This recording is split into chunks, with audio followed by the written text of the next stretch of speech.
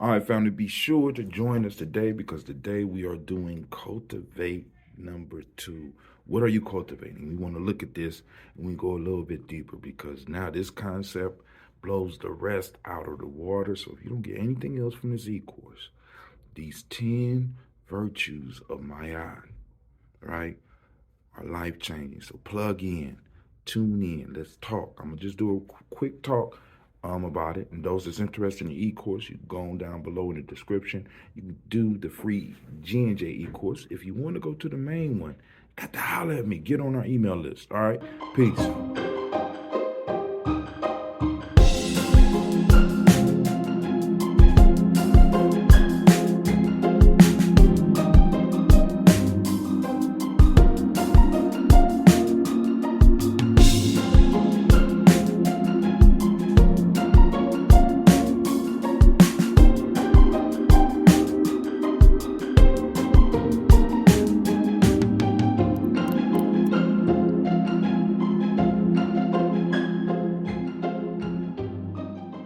All right, cool, family. We are up. I have my notes. I got to go to it, but I got my notes.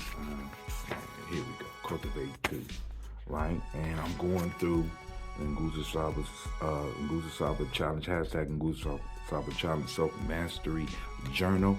And so in this one, this is the last virtue of my app. I must cultivate the ability to distinguish between the real and unreal. Now, we're talking about cultivating the ability. Now, earlier to this, we had 3 that talked about faith in my ability, faith in my master's ability. Then it was faith in my ability to hear the truth, and faith in my ability to practice the truth, right? Or to wield the truth. So we talked about ability. Now this is talking about cultivating the ability. Are you cultivating your ability? Now, a lot of us got natural abilities. A lot of us got skills. Now, all of them, I believe, took time to develop and took time to master. But are we constantly cultivating these skills? Are we cultivating these abilities? Are we just being satisfied with the fact that we can do them, right? And we have to, those of us that are on the Gye-Nyame journey, those of us that's on the tribe journey, those of us that's trying to awaken the culture within America, where we are, or wherever you are right now, those that's trying to awaken this African consciousness, right? This connecting African spirit, those that are talking about the ancestors. We have to cultivate our abilities, right? Not just have the abilities, we got to cultivate, which means that we have to constantly work, right? Cultivate means that I need to go and get those things that don't fit into the process and start weaning them out. Now, I don't want to say those things that are negative.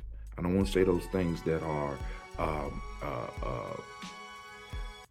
just bad, right? Because they, in a different context, they could work. But when it comes to our ability, we got to take the time to weed them out. Now, this one is talking about cultivating ability to distinguish between the real and the unreal. Now, earlier in truth, we talk about truth is about what's real.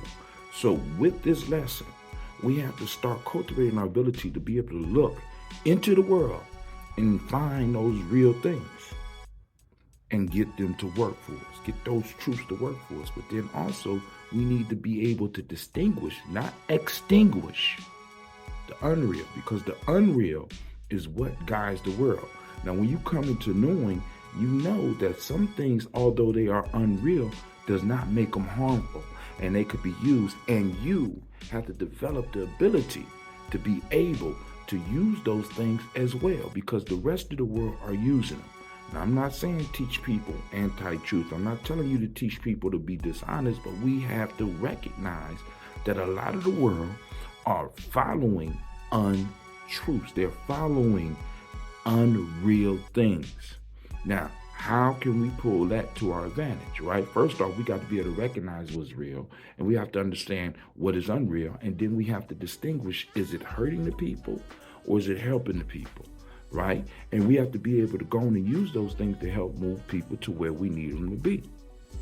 Oftentimes, those of us that teach, we have to use unreal examples right? We got to use some unreal things to get people to understand. Like, for example, folk tales are not real. They are not reality. They are stories. They're unreal. How can I cultivate the ability to distinguish between the real and unreal, right? And use something unreal to help people recognize what's real. You understand? Because the unreal can help people recognize what's real. Do you have the skills to first off distinguish what is unreal, and then second to possibly use something that's unreal to get people to start waking up, to get people to have the aha moments, right? When we cultivate this ability within ourselves, we can benefit ourselves because we know what's true. I have cultivated that ability. I can sense what's true. I can see what's true. I can hear what's true. I can intuit what's true, right? My spirit speaks within me and I can tell what's true. But I also understand the power of the unreal. And I could use both of those things in my life to get me to where I need to be, to get my tribe where I need to be, to get my culture where it needs to be, right? So this principle is very important, right? Because we got a lot of people who claims that they're throwing out truths, but what they actually are throwing out are untruths. And because they don't understand it as untruths, it becomes harmful because they can't distinguish what's real and what's not. So they teach what they have as if it's real. They'll be like me saying that there was really a Gye, and Gye actually existed. For those that don't know, Gye is the mythic founder of Gye-Nyame. Or I'll be like, there was actually a time when animals used to speak, right? When I'm presenting my folk tales. You understand what I'm saying? There's a difference. And can you identify the difference, and can you use it in your life to make your life better? And can you use this in the life to make your family's life better and your tribe's life better? Now, everybody's not going to understand this, but those that do, you have the responsibility to hone that ability and to teach those who are awake the same thing. See, that's real. That's not real. That's harmful. That's not harmful. That's right. That's not right. You understand? All right. Now, all this is my thoughts on the thing. And the only thing I'm trying to do with the ecourse is to get a group of thinkers. I'm trying to get you to start thinking about the importance of your culture and how to use your culture. Now, I can only demonstrate for you what works for me. You understand? So please, in listening to this, right, be able to distinguish what's real and what's not throughout the course. Go back through the course. Listen. You know what I'm saying? Those that have not taken the course, start the course. Let's come on. I need more people in here having a conversation.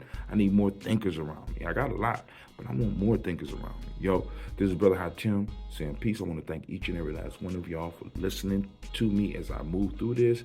We got two more to do. We're going to finish it up, and then I'm going to start the course all over, right? But I'm also building part 2, and it's going to be amazing. And this is Brother Hatim, and I am out. Peace.